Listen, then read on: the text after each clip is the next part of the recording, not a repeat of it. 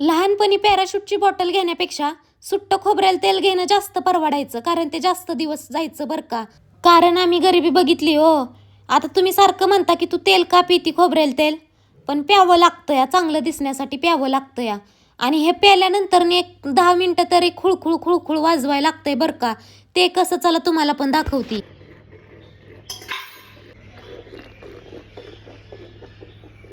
आणि हो, पिती म्हणजे मी काय त्याला गिळत नाही बरं का, तोंडामध्येच ठेवती. त्याला ऑइल पुलिंग बोलतात. यूट्यूबवरती भरपूर व्हिडिओ भेटतील.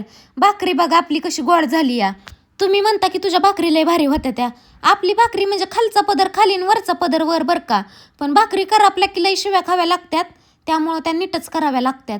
त्यानंतर जरा फ्रेश झाली आणि मग एक ॲपल घेतलं बरं का खाण्यासाठी. मी असं ऐकलं होतं की रोज एक सफरचंद खाल्ल्याने हार्ट अटॅक होत नाही बरं का.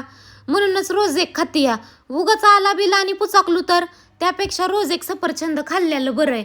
कुठं ते दुखणं वाढवून घेता. आपण आपल्याला जीवाला लय घाबरतो बरं का. आपल्याला एवढ्या लवकर खपायचं नाही. असं जरी तुम्हाला वाटत असलं तरी रोज देवाकडे प्रार्थना करते बरं का, लवकर उचल म्हणून. लय वैताग आलाय ह्या भांडी घासण्याचा. मला लय कटाळा येतो बरं का भांडी घासायचा. तर आजच्यासाठी एवढंच होतं बरं का.